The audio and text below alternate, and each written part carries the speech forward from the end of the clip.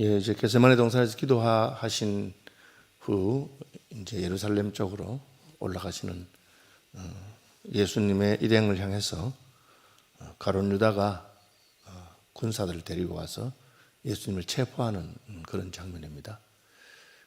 예수님을 체포한 것은 예수님에 대한 고소가 있었기 때문에 예수님을 법정에 세워서 재판하겠다고 하는 것이죠. 그래서 그 당시 예수님을 따르는 많은 무리들이나 또 예수님이 받는 존경이나 예수님께서 백성들을 향해서 하신 것을 생각한다면 정중하게 당신에 대한 이런 고소가 있으니까 한번 재판정으로 가셔서 사실관계를 한번 확인해 봅시다 라든지 그런 예의를 갖춰서 이미 동행하는 그런 시기 되어야 되는데 그들은 그렇게 하지 않고 예수님을 그냥 수갑을 채워서 체포하는 것처럼 흉악한 범죄자가 도망가지 못하도록 또 혹은 무슨 다른 저항하지 못하도록 그렇게 하는 방식으로 체포하러 왔고, 그리고 군인들을 데리고 특별히 성전에서 경비하는 성전 경비대, 이게 이제 로마의 행정법이나 로마의 형법에 따른 체포가 아니라 이스라엘의 종교법에 따른 체포를 했기 때문에 성전에서 경비하는 사람들, 성전 군대, 성전 건의대를 데리고 체포하러 온 것을 알 수가 있습니다. 그것이 예수님께서 나를 강도 잡는 것처럼 그렇게 잡으러 왔느냐, 내가 금과 몽치를 들고 강도 잡는 것처럼 그렇게 했느냐, 내가 뭐 그냥 따라가지 않을 줄 생각해서 그렇게 했느냐, 이런 걸 생각한다면 밤에 예수님을 잡으러 온 것이 이해됩니다. 왜냐하면 낮에는 예수님을 따르는 군중들이 많기 때문에 수천 명이 예수님을 따르고 있는데 그 무리를 겁을 내서 그렇게 못 잡아가고 그렇게 하는 거 있잖아요. 본문으로 봅시다. 말씀하실 때 한 무리가 오는데 12 중에 하나인 유다라 하는 자가 그를 앞장 와서 유다가 지금 무리를 데리고 왔다는 거죠. 무리를 인도했다. 사도행전에서는 안내했다. 옛날 성경에는 지로했다. 가이드했다. 예수님 잡는 사람들을 가이드했는 사람이 누구냐? 12 중에 하나인. 이게 참 안타까운 이야기죠. 가룟 유다는 예수님께서 부르신 12사도 중에 한 명이었습니다. 그 신약에서 가장 중요하고 높은 직책이 무엇이냐? 사도입니다. 사도 위에 있을 수가 없죠. 오늘날 캐톨릭에서 로마교에서 자기들이 교황의 권위를 인정할 자기들이 사도를 계승했다. 베드로의 사도직을 계승했다. 그렇게 말합니다. 제일 높은 자리라는 거죠. 예수님의 제자 가운데 12명 사도니까 12사도가 가장 높은 자리에 있는, 가장 존귀한 자리에 있는데 그 12 중에 한 명인 유다가 예수님을 잡으려고 군대를 끌고 왔다는 것입니다. 여기서 우리는 무엇을 생각할 수 있느냐? 내 직책이라고 하는 것이, 내 직분이라고 하는 것이 나를 붙들어 주는 것은 아닙니다. 내가 목사라고 해서, 죄송합니다. 저 같으면 전 총회장이라고 해서, 총회장이기 때문에 주님을 기쁘시게 하고 주님의 뜻에 따라서 행동하는 것은 아니란 것이죠. 내가 장로라고 해서 혹은 내가 어떤 높은 직책이 있다고 해서 그 직책이 나를 지켜주는 것은 아닙니다. 너무나 슬픈 이야기죠. 우리는 자기의 직분에 합당하게 행동하지 못하는 사람들을 많이 봅니다. 최근에도 제가 가까이 잘 알고 있는 목사님과 그 교회에서 무슨 문제가 생겨서 제가 이제 계속 상담을 하고 하는데 참 안타까운, 저분이 장로님인데 왜 저렇게 하실까? 여러분, 그런 일이 있습니다. 가룟 유다는 12명 중에 하나에 속했습니다. 그런데 예수님을 체포하는 자들을 데리고 왔습니다. 예수께 입을 맞추려고 가까이 하는지라. 이게 이제 다른 복음서를 비교해 보면 예수님 혼자 있지 않으니까 12제자가 있고 또 따르는 사람도 있고 하니까 누가 예수님인지 알아야 되는데, 예수님을 체포해야 되는데 다른 사람을 체포하다가 예수님이 도망간다든지 그런 게 하지 않도록 딱 다 놓쳐도 예수는 잡아야 된다. 예수님이 누군지를 가룟 유다가 알고 있으니까 내가 누군지 알려주겠는데 가서 내가 인사하면서 키스하는, 입 맞추는 사람, 그 사람이 예수입니다. 물론 유대인들은 이제 문안할 때 입 맞추기도 하고 합니다. 내가 너희 집에 왔을 때는 내게 입 맞추지 아니하였고 할 때 우리가 이제 포옹도, 요즘 우리나라 사람들도 허그라 그래가지고 오랜만에 만나면 반갑게 이렇게 서로 허깅도 하고 하잖아요. 옛날에는 손목을 잡았어요, 서로 반가우면.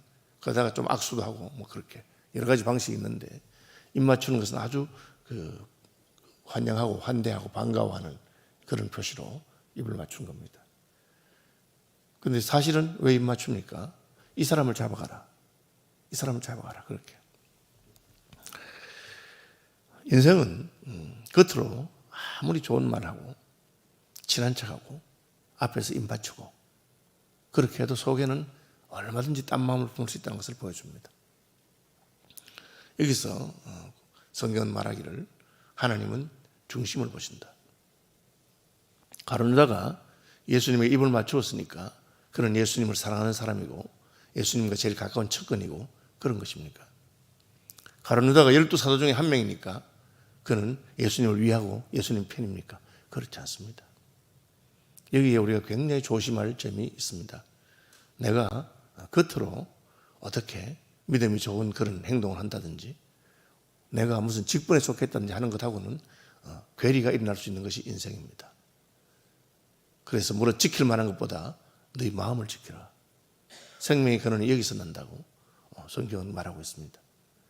내 마음이 하나님을 온전히 향하고 있지 않고 내 마음이 하나님을 온전히 사랑하지 않은데 마음과 뜻을 다해 하나님을 사랑하지 않는다면 겉으로 하는 종교적인 그런 무슨 직분의 행위는 아무것도 아닙니다. 우리는 2000년 교회사를 통해서 심지어 교황이라고 하는 사람이 혹은 교회의 대주교나 높은 자리에 있는 사람들이 얼마나 하나님을 대적하는 일을 하기도 하고 하나님의 마음을 아프게 하고 슬프게 한 것을 알 수가 있습니다. 우리가 새벽마다 와서 기도하는 이유가 무엇입니까? 우리의 마음이 하나님께 온전히 드려지기 위해서입니다. 그것은 쉬운 것이 아닙니다. 가룟 유다가 왜 그렇게 했을까? 성경은 그것을 다 말하지 않습니다. 그러나 성경에서 주로 말하는 것은 그가 은삼십에 선생님을 팔았다 그렇게 되어 있습니다. 예수님을 3년 반 따라다녔는데 뭐 예수님 따라다니봤자 돈도 안 되고 아니 예수님이 무슨 이제 예루살렘에 가서 정권을 잡는다든지 그런 욕심도 없고 뭐 기껏한다는 게 십자가에 못 박혀 죽을 거라고 그렇게 하니까 아마 가룟 유다의 어떤 기대 혹은 생각하고 예수님이 달랐을 것입니다. 그러니까 배신했겠죠. 여러분 여기 굉장히 중요한 점이 있습니다. 우리가 교회 와서 예수를 믿고 하나님을 믿는데 우리가 기대하는 바가 있을 수 있습니다. 내가 새벽에 기도를 열심히 해서 그래서 하나님이 내게 이걸 주셔야지. 내가 이렇게 충성을 했으니까 하나님께서 내게 주셔야지. 그렇게 기대하는 바가 있을 겁니다. 그런데 내가 기대하는 바로 하나님을 판단하고 내가 기대하는 대로 안 되니까 하나님을 떠나고 그게 가룟 유다가 한 것입니다. 내 생각과 하나님의 생각이 다를 때 내가 헛된 것을 구했구나. 내가 잘못된 것을 생각했구나. 주님이 주시는 것이 더 옳고 그것이 더 귀한 것이구나. 이제 그것이 믿음입니다. 내 생각과 예수님 생각이 같을 때 따라가는 것은 어렵지 않습니다. 내 판단이나 내 생각과 예수님 생각이 다를 때 내가 이때까지 잘못 생각했구나. 내가 잘못했구나. 그렇게 해야 되는 겁니다. 우리가 성경 말씀 볼 때도 마찬가지입니다. 성경이 이렇게 되어 있나? 그죠? 제 친구 목사님, 그분이 이제 신약 성경 주석을 다 썼습니다. 근데 그분이 대학생 시절에 성경 공부하다 보니까 사복음서의 내용이 다르거든요. 마태, 마가, 누가, 요한이 서로 다르고 안 맞는 것 같아요. 그래서 그 당시에 신약 성경 주석가로 한국에서 제일 유명한 분이 한 분인 대구 제일교회 이상근 목사님, 연동교회 이성희 목사 아버지입니다.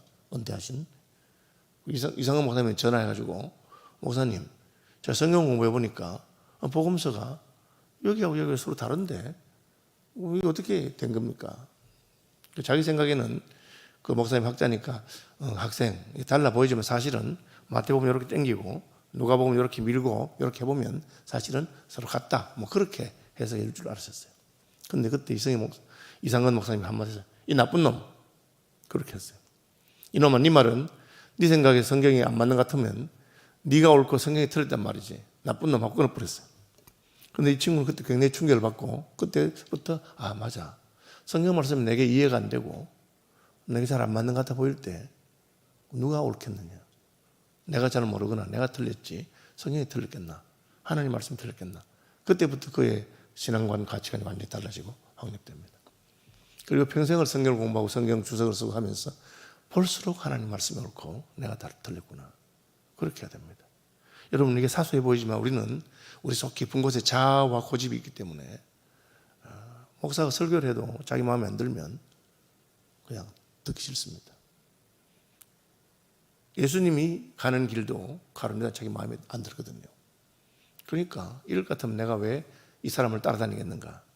그냥 돈이나 챙기자 하고는 팔아버립니다. 슬픈 이야기죠. 목사들 가운데도 평생을 목회를 해놓고 마지막에 돈 때문에 그 길로 가는 사람들이 있습니다. 엉뚱한 길로 가는 사람들이 있습니다. 뭐 말할 것도 없고 교인들은 말할 것도 없겠죠.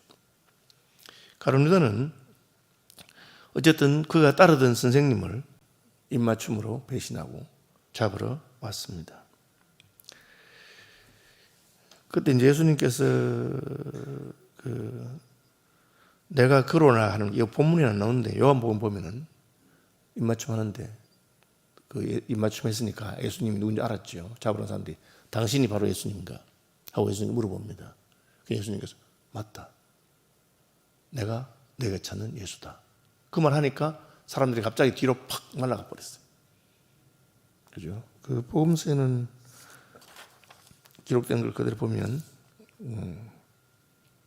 예수께서 내가 그러라 할 때에 사람들이 넘어졌다 그렇게 되어 있습니다. 그죠? 이게 이제 예수님이 능력이 없거나 힘이 없어서 잡힌 것은 아닙니다. 예수님은 충분히 잡히지 않을 수도 있고 하지만 이렇게 해서 하나님의 뜻을 이루고 이렇게 해서 십자가를 지는 것이 옳기 때문에 그냥 그대로 잡힌 것입니다.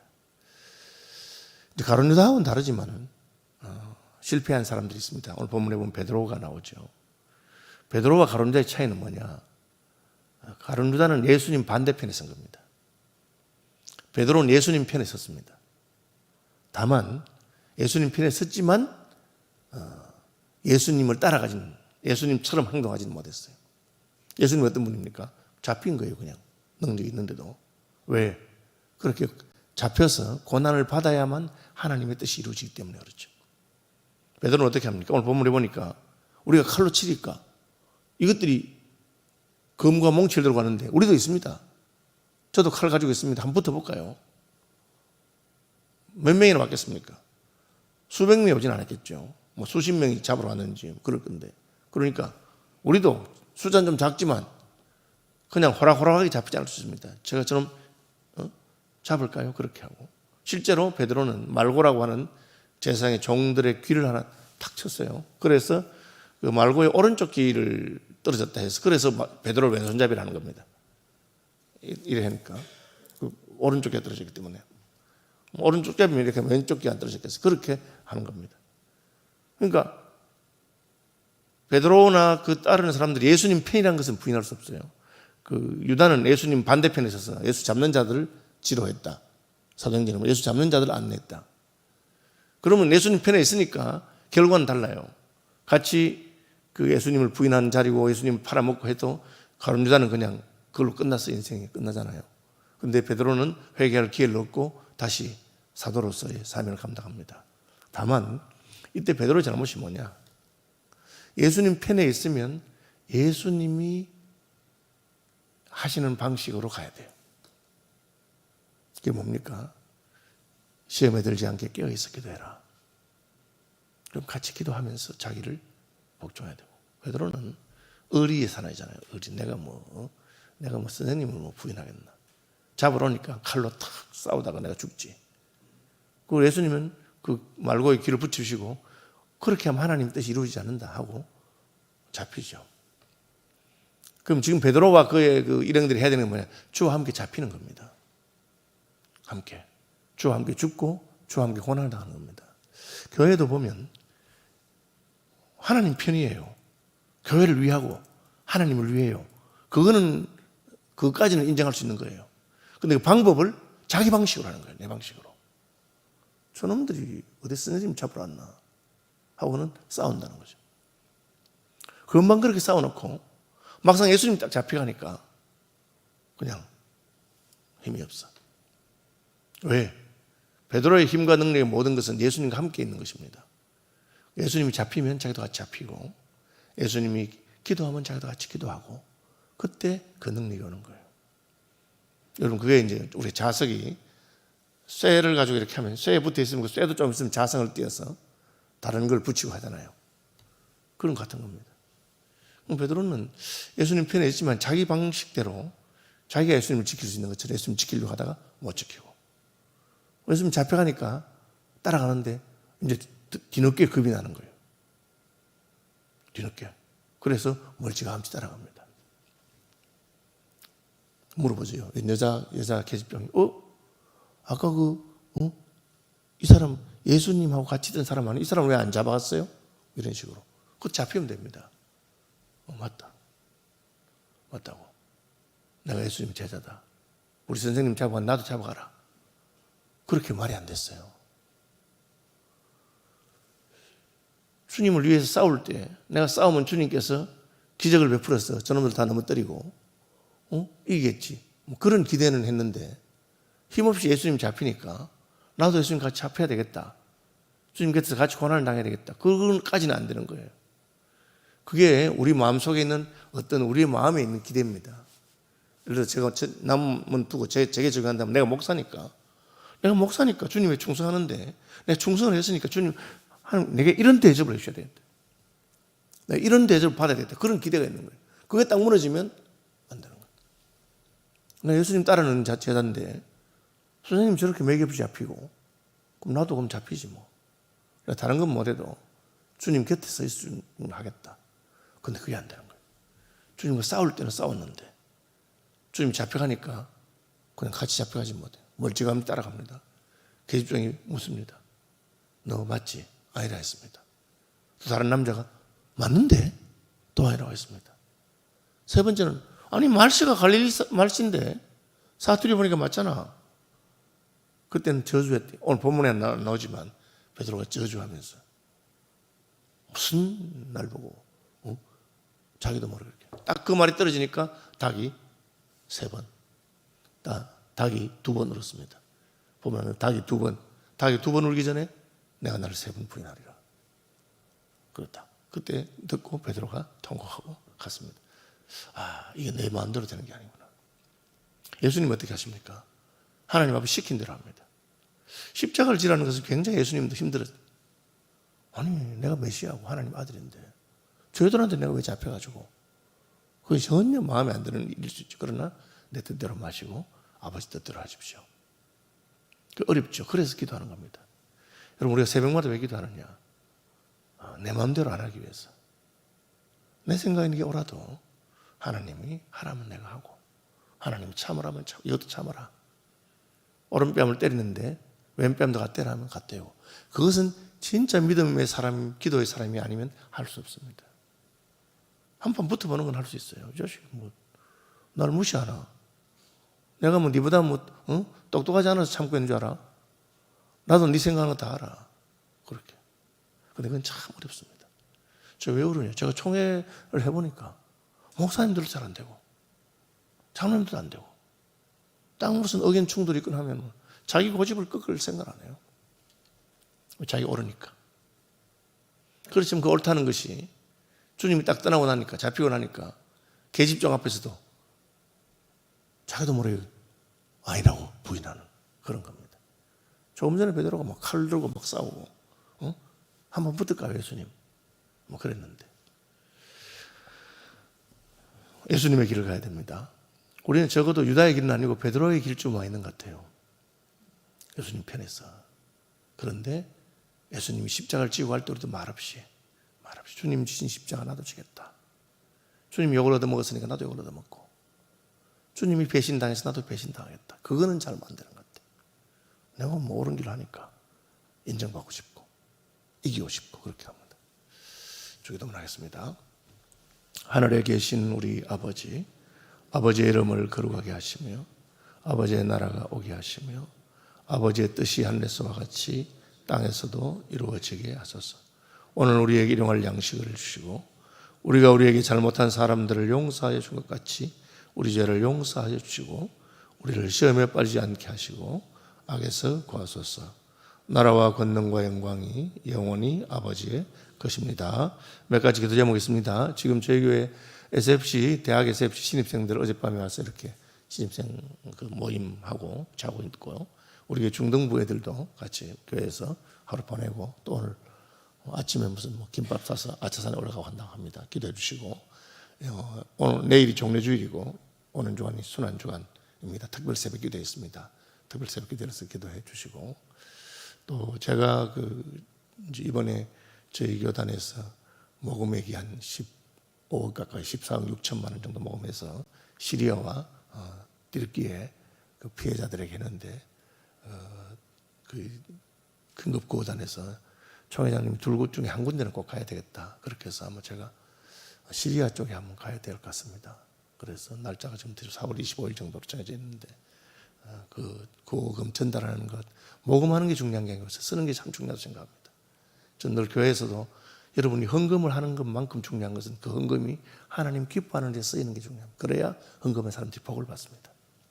우리 교단이 참 힘써서 거의 15억 가까운 돈을 헌금했는데 하나님 기뻐하는 데 잘 쓸 수 있도록 그렇게 또 기도해 주시면 좋겠습니다.